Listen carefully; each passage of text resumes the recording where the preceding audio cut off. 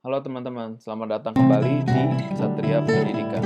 Pada video kali ini, saya akan menjelaskan mengenai gelombang. Ini adalah pelajaran kelas 12, fisika kelas 12.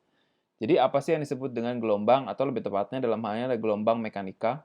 Ya, gelombang mekanika itu adalah energi yang merambat dengan menggunakan medium. Nah, mediumnya itu bisa apa? Bisa macam-macam. Bisa benda padat, misalnya tali, atau benang begitu ya, dan bisa juga benda cair misalnya air. Jadi misalnya teman-teman ingat kalau misalnya kita melemparkan batu ke air, maka airnya akan memiliki riak-riak seperti itu kan. Nah, airnya itu dia akan berbentuk seperti ini. Nah, ini ada yang disebut dengan gelombang. Nah, gelombang itu sebenarnya apa sih?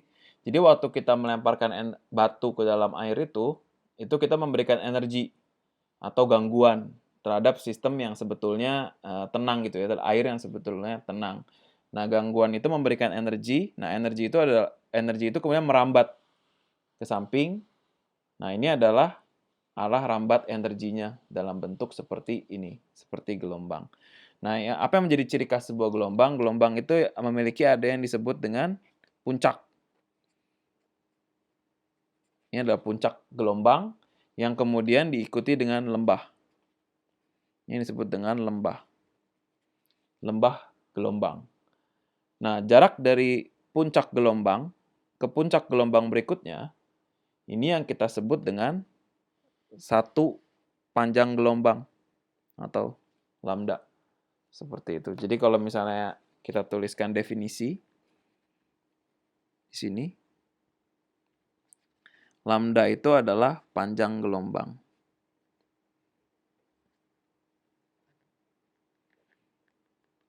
Di mana satuannya itu adalah meter. Kemudian apalagi yang perlu kita ketahui? Nah, yang perlu kita ketahui berikutnya adalah tingginya. Jadi kalau misalnya saya bagi ini di tengah, seperti ini, di mana posisi ini dan posisi ini, tinggi ini dan tinggi ini itu sama. Misalnya kita ini positif A, ini negatif A. Nah, ini yang disebut dengan amplitudo atau simpangan gelombang.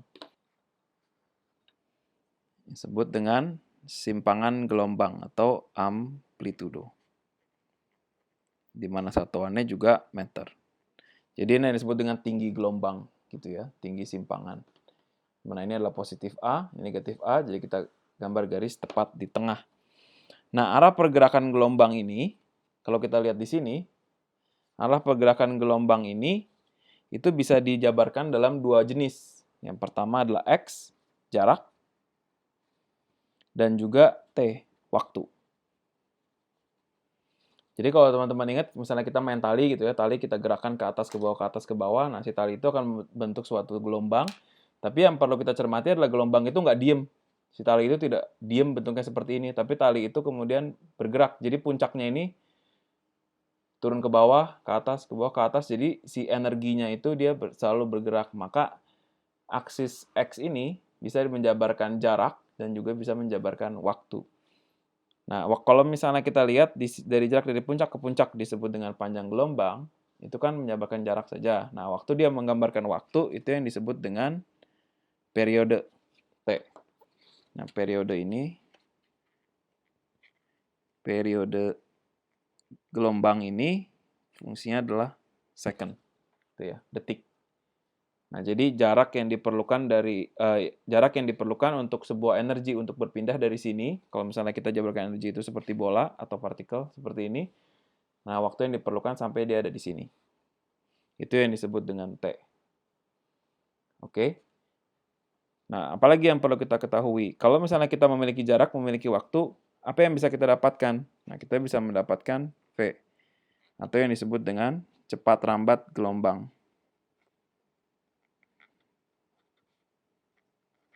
Nah, ini satuannya adalah meter per second, di mana itu adalah jarak dan waktu.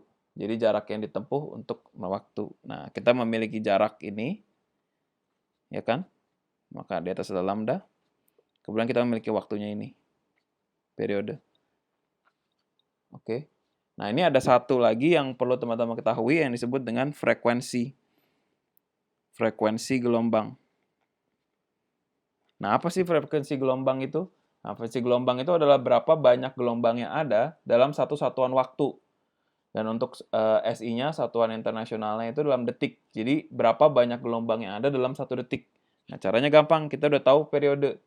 Ya kan? Jadi, kita tahu berapa waktu yang dibutuhkan untuk partikel ini bergerak untuk dalam 1 gelombang. Maka frekuensi ini cukup dibagi aja.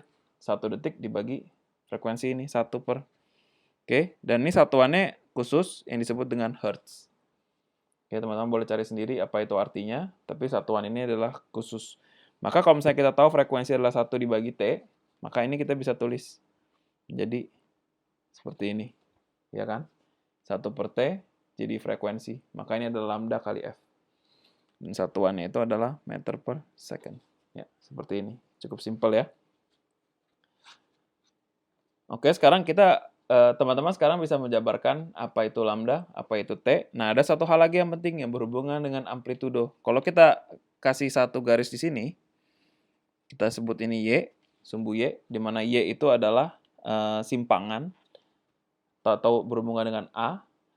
Nah, kalau misalnya kita lihat, si partikel ini bergerak nih. Dari sini bergerak ke sini.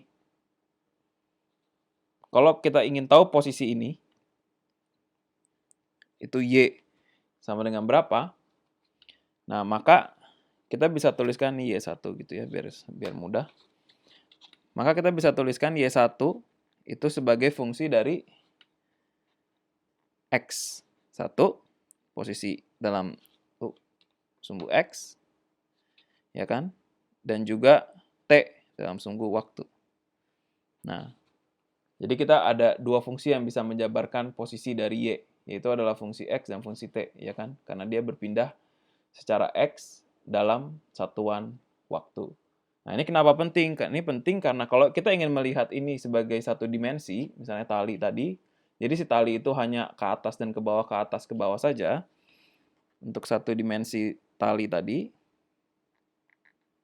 dan kita asumsikan saja bahwa bentuk ini, dia akan selalu seperti ini. Ini yang disebut dengan bentuk harmonik. Ya. Maka Y itu adalah fungsi amplitudo, ya kan, maksimumnya di A tadi, dikalikan dengan sinus dari 2pi dibagi pi bagi lambda dikali X plus minus kecepatan rambat, oke, V dari sini, dikali waktu. Nah, lihat meter per second dikali second, hasilnya adalah waktu. Kenapa ini saya pakai plus dan minus? Karena dalam hal ini, kurang 1. Karena dalam hal ini adalah vektor. Jadi tergantung dari arah mana. Kalau teman-teman lihat ini, partikel itu bisa bergerak ke sini, bisa bergerak ke sini. Ya kan?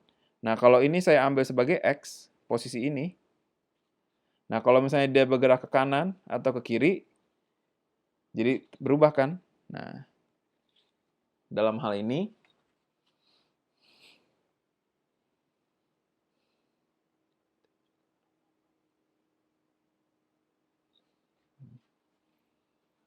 diulang. Kalau ini saya anggap sebagai X0, ini, dan arah ini adalah X, gitu ya. Jadi saya melihatnya ke sini, adalah X akhir, X ini, maka waktu dia merambat ke kanan, X-nya itu berkurang kan? Iya kan? Nah, ini V kali T, berapa banyak berkurangnya? Ini delta X. Berapa banyak delta X di sini? Delta X itu adalah V kali T, kecepatan rambat dikalikan dengan waktu. Maka, jika dia bergerak ke kanan, jika arah rambat ke kanan, ini salah ya, maka dia memiliki negatif, karena dia berkurang kan. Nah, tapi kalau arah rambat itu ke kiri, nah ini kita tulis. Kalau dia arah rambat yang ke kiri, dia bertambah kan, X ditambah dengan delta X. Seperti itu. Maka kalau dia arah rambatnya ke kiri, ini jadi positif. Arah ke kiri. Seperti ini. Oke? Nah, sekarang kita bisa lihat, nah di sini A sinus. Kenapa sinus? Karena kalau teman-teman lihat arah seperti ini, nah, seperti ini kan sinus kan. Terus kenapa beberapa buku pelajaran menggunakan kosinus di sini? Nah, ini tergantung. Kalau saya geser titik ini, saya geser ke sini, atau saya geser ke sini, hasilnya beda kan? Nah, jadi kalau misalnya kosinus, itu dari sini. Dia ngambil nolnya di sini. Sedangkan kalau teman-teman manggil nolnya di sini, dia menjadi sinus. Oke? Tapi untuk posisi belakangnya, ke arah ke kanan atau ke kiri, tidak masalah. Kalau dia arah rambatnya ke kanan, dia jadi negatif. Karena lihat, saya ngambil X nolnya di sini dan di sini. Dia bergerak ke kanan kan, jadi X-nya ini dikurangin. Nah, seperti itu. Sedangkan kalau dia ke kiri, dia jadi positif. Oke? Makanya dalam hal ini saya memakai sinus. Tapi kalau teman-teman lebih suka pakai kosinus, tidak masalah. Tapi ingat juga, mengambilnya harus di sini. Gitu ya. Terus kalau misalnya ini kita tulis lagi, nah ini kita masukkan ke sini. Ingat teman-teman, dari cepat lambat gelombang itu, nah ini kita anggap aja ke kanan gitu ya. Jadi saya pakai negatif. Cepat lambat gelombang itu adalah ini. Atau ini. Oke. Nah, kalau misalnya saya masukkan, dia jadi 2 kali pi dikali lambda, dalam kurung X dikurangin, ini, lambda dibagi T dikali T. Nah, ini beda ya, ini waktu, ini biar gampang aja lah, saya kasih T1 gini ya. Ini adalah waktu, nah ini X-nya juga X1. Oh, X-nya ini adalah X yang ini, sorry. Panjang total dari gelombang itu, X. Nah, ini nanti biasanya diketahui waktu di soal ya. X ini, nah ini T ini, jadi diketahui bahwa, nah saya pengen tahu waktu dia 2 second, ininya berapa gitu ya.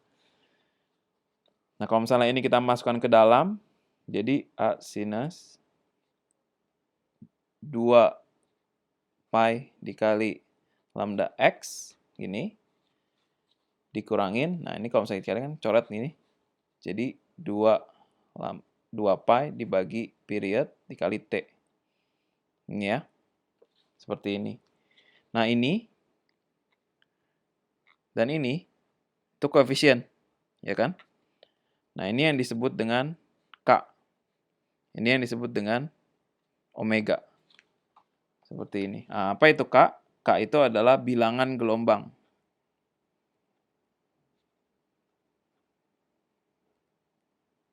Nah, ini satuannya ini juga agak khusus, 1 per M. Ya, 1 per meter. Oke.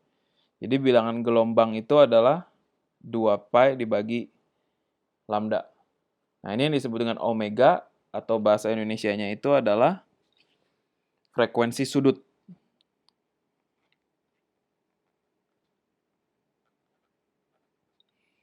Nah, ini satuannya itu adalah radian per second. Nah, kalau teman-teman ingat dari pelajaran-pelajaran sebelumnya, radian per second itu menggambarkan, kalau misalnya kita lihat satu bola, nah dia bergerak seperti ini, ya kan? Nah, ini kecepatan sudutnya. Jadi kita bisa lihat ini 90 kan, dari sini ke sini 90. Nah, berapa kecepatannya dia waktu dari sebelah sini ke sebelah sini. Nah, itu bisa dihitung dengan kecepatan gelombang. Kalau yang di ujung sini adalah kecepatan frekuensinya, kecepatan angularnya, maka sudutnya ini, kecepatan perubahan sudut ini yang disebut dengan frekuensi sudut. Nah, itu unitnya radian per second. Nah, kalau misalnya, jadi kita bisa tahu, nah ini saya tuliskan di sebelah sini saja. K sama dengan 2 pi dibagi lambda, dan omega sama dengan 2 pi dibagi period, maka Y bisa dituliskan sebagai A, amplitudo, sinus Kx dikurangin omega T. Nah, ini bagian sini adalah rumus harmoni, rumus gelombang harmonik.